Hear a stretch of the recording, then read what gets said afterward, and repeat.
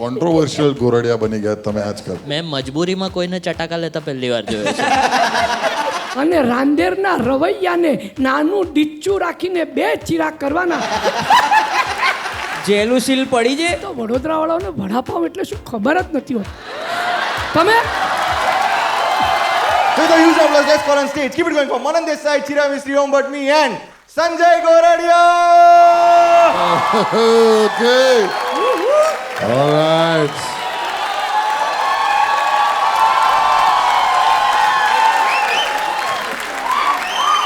Sanjay sir, welcome back. આ બધા મારા માટે એકચ્યુઅલી જ્યારે લવારીનો અમે પાયલટ શૂટ કરેલું ને એમાં સંજય સર અને હિતુ સર આવ્યા હતા. So this is the second time we are actually having in the proper લવારી setup mister Sanjay Goradia. Everybody come on. Thank you. પણ સંજય સર, તમે રિસન્ટ ટાઈમ્સમાં ધૂમ મચાવી રહ્યા છો ખતરનાક મૂવીઝમાં, ખાસ કરીને સ્ટેજ પર તો તમને ઘણી વખત જોયા છે, પણ તમે જે અત્યારે આ વર્ષે જે તમારી મૂવીઝ આવી છે કમઠાણ અને પછી જમકુડી, અને બંને પિક્ચરમાં તમે બહુ એકદમ ધમાલ મચાવી રહ્યા. તો હવે એવું થાય છે કે સ્ટેજની જગ્યાએ મૂવીઝ વધારે કરીએ? બિલકુલ નહીં. થિયેટરની આદત લાગી ગઈ છે અને ફિલ્મો કે વેબ સિરીઝ અને નાટકમાં એક મોટો ફરક છે. હું ફિલ્મોની અંદર એમ્પ્લોયી છું, નાટકમાં હું એમ્પ્લોયર છું. હમણાં મારે ત્રંબક 3 બાયડીવાળો. અરે સર, ડાયરેક્ટ તમે આમ કોન્ટ્રોવર્શિયલ ગોરડિયા બની ગયા તમે આજકાલ. તમે જે લોકોને ખબર ના, let's address the elephant in the room. અને આપણે વાત કરીશું ત્રંબક 3 બાયડીવાળો. આજકાલ તમે છાપે ચડ્યા છો ફોર રોંગ રીઝન્સ, અને ઘણી બધી ચર્ચાઓ થઈ રહી છે એ નાટકને લઈને, ખાસ કરીને એના પોસ્ટરને લઈને. એવું છે કે પોસ્ટરમાં મારો ઈરાદો કોઈ જ જરાક પણ ખરાબ નહોતો. એ 3 છોકરીઓ એ ત્યાં નીચે બેઠી છે અને એ ત્રણેયના ચોટલા મારા હાથમાં છે. આઈડિયા એ હતો કે 3 ઘોડીઓ અને હું અસવાર, એ પ્રકારનો કોન્સેપ્ટ હતો. જ્યારે છાપામાં આવ્યું કોઈએ વિરોધ નહોતો કર્યો. બીજા દિવસે જ્યારે સોશિયલ મીડિયામાં પોસ્ટ કર્યું ત્યારે વિરોધ શરૂ થયો કે તમે 3 કૂતરીઓને લઈને ફરાવા નીકળ્યા છો. આવું વાતનું વતેસર કર્યું અને પછી બધા તૂટી પડ્યા, બધી મહિલા આંદોલન કરવાવાળી. એક ભાઈએ તો કોમેન્ટમાં લખ્યું, અલા અહીંયા અમને એક નથી મળતી તો 3 લઈને શેનો બેઠો. ખરેખર કહું છું. ના, પણ એટલે તમને એવો વિચાર ના આવ્યો કે એટલે પોસ્ટર તમને પ્રોબ્લેમેટિક? કારણ કે મારા પર્સનલ ઓપિનિયનમાં તો મેં જ્યારે પહેલી વાર પોસ્ટર જોયું તો મને એવું લાગ્યું કે સંજય સરે આવું કેમ પોસ્ટર બનાવ્યું? ના, મને એવું નહીં લાગ્યું કે એમાં કોઈ વાંધાજનક છે. અને ઘણીવાર એવું થતું હોય છે ને, મેં તરત જ પોસ્ટર કાઢી લીધું. મેં કે ઓકે, નથી ગમતું, કાઢી લીધું. પણ પછી લોકોએ એના ટાઇટલ સામે, બાયડી શબ્દ સામે વાંધો કર્યો. પછી પોલીગમી ઉપર આવ્યા, બહુ પત્નીત્વ. વાળા નાટક જુઓ તો ખરા, કે અમે એમ હોય કે હું 3 સ્ત્રીઓ સાથે લગ્ન કરતો હોઉં ને એમની સાથે રહેતો હોઉં તો બહુ પત્નીત્વને પ્રોત્સાહન આપ્યું ગણાય. નાટક જોયા વગર તમે નક્કી કરો છો. અને બાયડી શબ્દ તો એટલો વગોવાયો છે આ મારા નાટકને કારણે કે ગુજરાતમાં તો સેન્સર બોર્ડે બાયડીનું બૈરી કરાવ્યું. અચ્છા, એટલે ચેન્જ કરાવ્યું. હા, એટલે ત્રંબક 3 બૈરી વાળો. હા, એવું ગુજરાતમાં. એમને 3 થી વાંધો ના આવ્યો. 3 થી વાંધો. પણ ગુજરાતની બહાર ક્યાંય પણ જઈશું, આખી દુનિયામાં અને મહારાષ્ટ્રમાં, મુંબઈમાં, ત્યાં બાયડી શબ્દ હશે. અચ્છા, એવું. પણ તમને હું આ 3 પત્નીવાળો એક જોક તમને કહું કે એક કઠિયારો હતો. એ રોજ એની કુહાડી રહી અને જંગલમાં લાકડા કાપવા જાય અને પછી કૂવા પર પાણી પીએ. હવે એક કુહાડી એની કૂવામાં પડી ગઈ એટલે રડવા લાગ્યો, કારણ કે એકમાત્ર એનું આજીવિકાનું સાધન હતું કુહાડી. એટલે કૂવામાંથી ભગવાન પ્રગટ થયા. એણે કહ્યું કે શું થયું બેટા? તો કહ્યું કે મારી કુહાડી પડી ગઈ છે. તો કે હમણાં લાવી આપ. કહીને નીચે ગયા ભગવાન, સોનાની કુહાડી લઈને આવ્યા. તો કે ના, આ કુહાડી મારી નથી. તો કે કંઈ નહીં. પાછા અંદર ગયા, હીરા જડિત કુહાડી લઈને આવ્યા. ક્યાં લે? તો કે આ પણ મારી નથી. એટલે ભગવાન પ્રસન્ન થયા અને એમણે કહ્યું કે તું સાચું બોલ્યો, એટલે તારી આ કુંવાડી તો આપું જ છું, સાથે સોનાની પણ તારી અને હીરાની પણ તારી. ખુશ થઈ ગયો. એ 2 સોનાની ને હીરાની કુહાડી વેચી અને એણે તો બંગલો બાંધ્યો અને ખૂબ પૈસા આવી ગયા. પણ કામ કઠિયારાનું જ કરવાનું. હવે એક કઠિયારાના લગ્ન થયા અને એ એક દિવસ એની પત્નીને લઈને એ લાકડા કાપવા ગયો અને ત્યાં કૂવો આવ્યો. એટલે એણે કહ્યું કે જો આ એ જ ઐતિહાસિક કૂવો છે કે જ્યાં મારી કુહાડી પડી ગઈ હતી અને પછી ભગવાને લાવી આપી હતી. પત્ની બહુ આમ શ્રદ્ધાળુ હતી એટલે એને આમ બહુ ઊંડે સુધી જોવાનો પ્રયત્ન કર્યો કે ક્યાંક ભગવાન મળી આવે, ક્યાંક ખૂણામાં બેઠા હોય. તો એમાં તો એ પડી ગઈ નીચે. હવે પાછો આ કલ્પાંત કરવા લાગ્યો, હે ભગવાન મારી પત્ની પડી ગઈ. પાછા ભગવાન બહાર આવ્યા અને કહ્યું કે મારી પત્ની અંદર પડી ગઈ છે. તો આલિયા ભટ્ટને કાઢી. તો કઠિયારે કહ્યું કે હા મારી જ છે. પણ પછી રણબીરનું શું? પણ ના ભગવાને કહ્યું કે સલા તું જૂઠું બોલ્યો કે અગાઉ મેં તારી પરીક્ષા લીધી હતી ત્યારે તું સાચું બોલ્યો તો લગ્ન થયા પછી તું ખોટું બોલ્યો કે આ તારી પત્ની છે. આલિયા ભટ્ટને જોઈને તું એકદમ જ લાલચી બની ગયો. તો કે ના ભગવાન એવું નથી કે હું આલિયા ભટ્ટની ના પાડત પછી તમે અનન્યા પાંડેને કાઢત, એની ના પાડત પછી તમે મારી પોતાની પત્નીને કાઢત, એની હા પાડત એટલે ખુશ થઈને ઓલી 2 મને ભેટમાં આપત. અહીંયા એક હચવાતી નથી, 3 ક્યાં હચવું? પણ સંજય સર મારે એ પૂછવું છે કે તમે જે આ બધા નાટક બનાવો છો, આના પહેલા 2 બાયડી વાળો એક નાટક હતો, સુંદર 2 બાયડી વાળો અવેલેબલ છે યુટ્યુબ પર, જોજો. હા, અને ત્રંબક 3 બાયડી, બૈરાઓનો બાહુબલી. હા, તો શું એટલે પ્રોબ્લેમ શું બૈરીઓથી? એટલે તમારી પોતાની સગી બૈરી શું કે છે આના વિશે? મારી પત્ની છે ને એ મારું ખાલી બેંક બેલેન્સ જુએ છે. પૈસા આવે છે ને આ બસ તું કરતો રહે, જેટલી બૈરી કરવી. એમણે 15 સુધીની છૂટ આપી છે. ના પણ મેં આ 3 નાટકો તમને યાદ રહી ગયા. બાકી મેં 12 રિટાયર થાય છે જેવું નાટક બનાવ્યું છે. મેં શર્મન જોશી સાથે અમે લઈ ગયા તમે રહી ગયા બનાવ્યું છે. દિલીપ જોશી સાથે જલસા કરો જયંતીલાલ મેં પ્રોડ્યુસ કર્યું છે. લાલી લીલા મેં નાટક બનાવ્યું છે.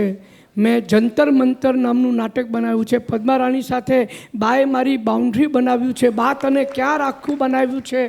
કેટલા નાટકો, 102 નાટકો અત્યાર સુધી મેં પ્રોડ્યુસ કર્યા છે. એટલે હું માનું ઘણીવાર કે ભાઈ આ નાટકમાં ત્રંબકમાં મારો દાખલો ખોટો પડ્યો પણ રીતના માર્ક્સ તો આપો. મારો પોઈન્ટ આ છે. પણ એ ઓડિયન્સમાં તો કેવું હોય સર કે મને એવું લાગે છે કે you are as good as your last show.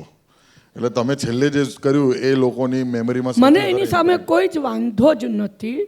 પણ જે લોકો આના પર જજમેન્ટ પાસ કરવા બેઠા છે ને એ લોકોને બધું જ ખબર હોય છે.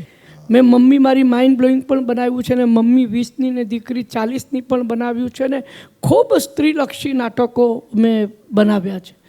હવે 102 નાટકોના નામ તો યાદ ક્યાંથી હોય મને. અને આપણો એટલો સ્લોટય લાંબો નથી. હું એ વાત કહેતો હતો કે સરની સાથે હું પ્રમોશન્સમાં કમઠાણ અમે જે જોડે કરી હતી તેના પ્રમોશન્સ માટે નીકળતા હતા અમે લોકો, થિયેટર વિઝિટ માટે જતા હતા. તો તેમાં મને એમ હતું કે એમણે હવે આટલા બધા નાટક પ્રોડ્યુસ કર્યા છે તો ઇન્સાઇટ્સ બી ઘણી હશે, શીખવા બી ઘણું મળશે.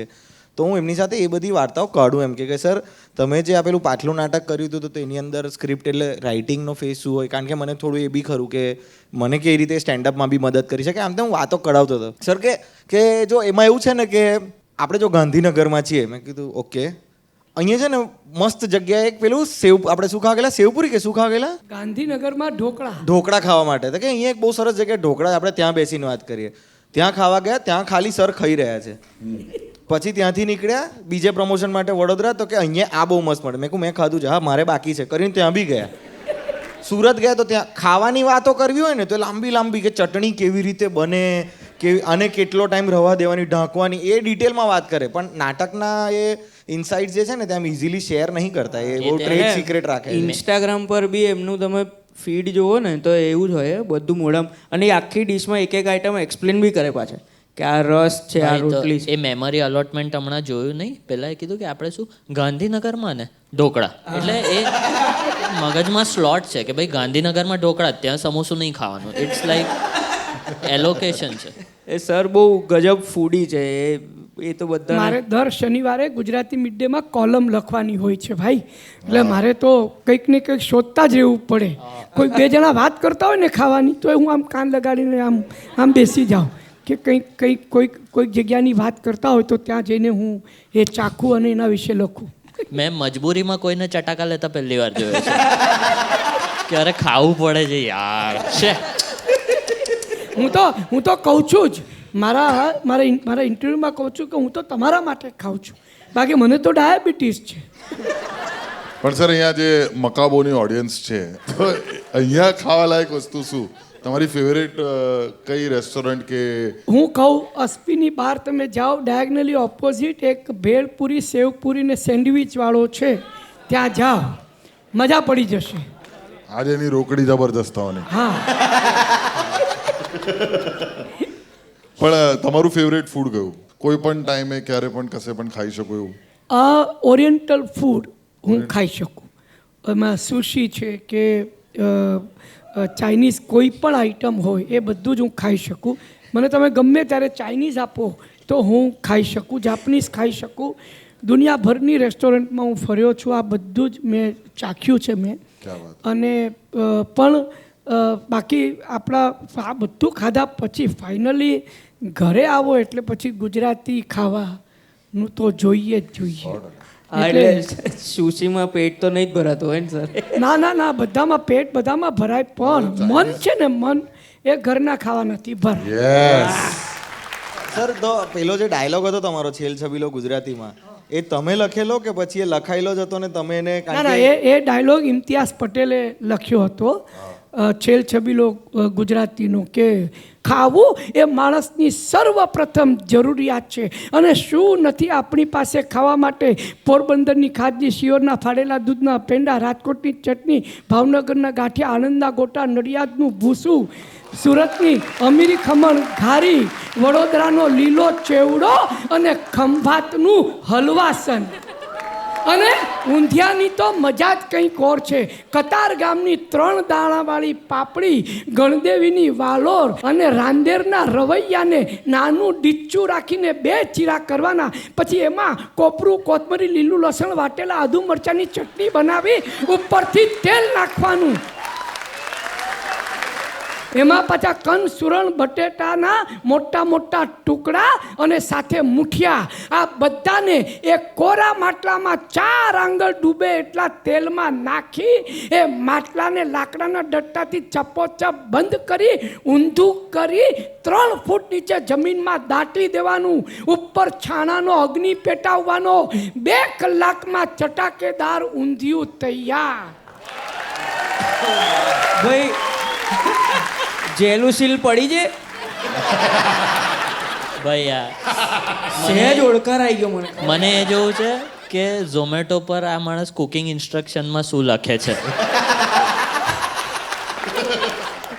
મને એ બી ગમ્યું કે તમે આ બધાને કીધું બાર સેવ પૂરી જોરદાર, ને કે તમારું હું શું શીખવું છું.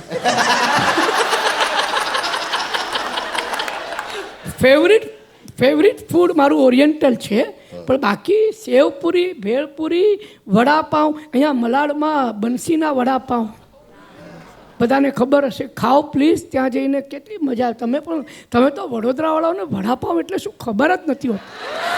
તમે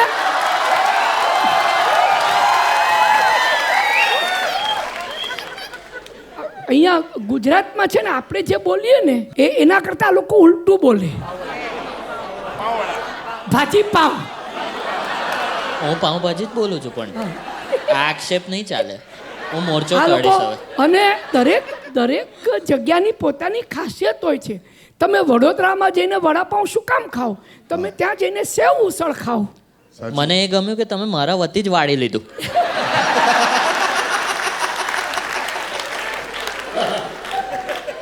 હવે મિત્રો on that note will ask the audience to ask the questions. Central લાઇનમાં ક્યારે આવશો?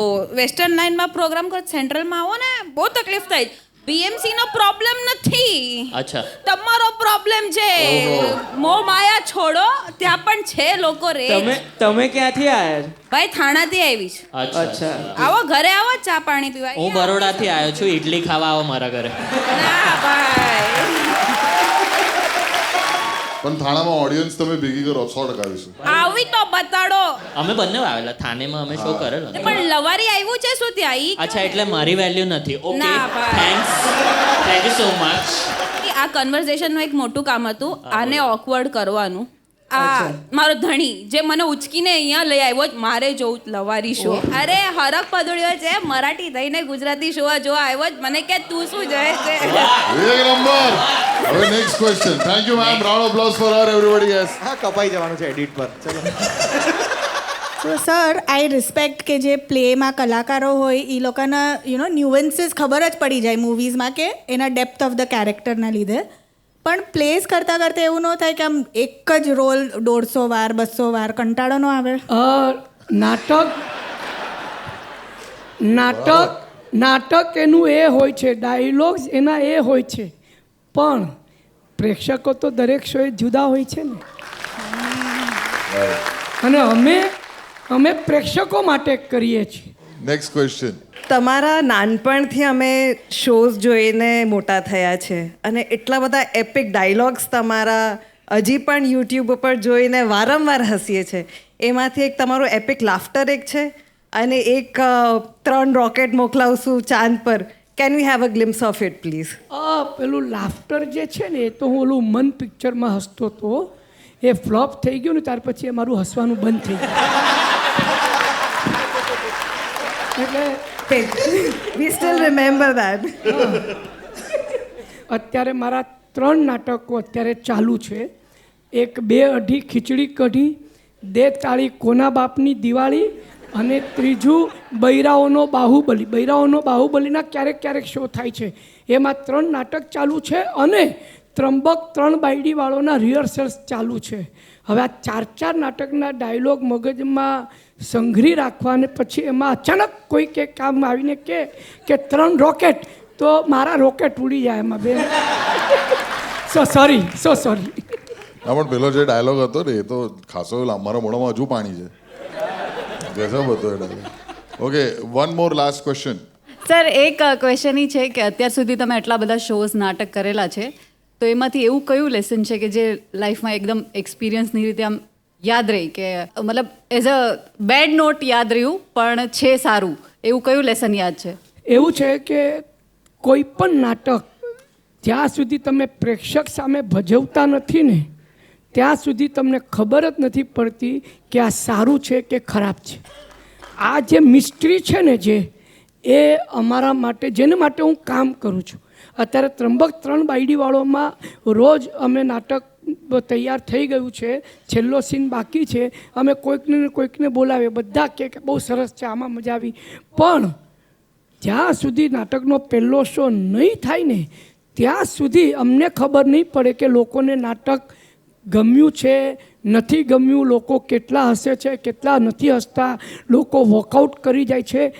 આ કોઈ જ માણસ દુનિયામાં આને જજ કરી શકતું નથી જ, અને આ જ મિસ્ટ્રી મને ગમે છે. જોરદાર. અને હવે ક્યારે આવે છે સર એનો પહેલો પ્રયોગ ક્યારે થવાનો છે? ત્રંબક 3 બાયડીવાળો જેનું બુકિંગ બુક માય શો પર છે. આ મારું પ્રમોશન નથી, અત્યારથી બુક કરશો તો ટિકિટ મળશે. એના 1-2 દિવસ પહેલાં કદાચ ફૂલ પણ થઈ જાય, એટલે તમને કહું છું. બાકી કોઈ પ્રમોશન કરવા નથી આવ્યો, હું તમને હસાવા આવ્યો છું. સર પણ મારો પ્રશ્ન એ છે, સેન્ટ્રલ લાઈનનું શું?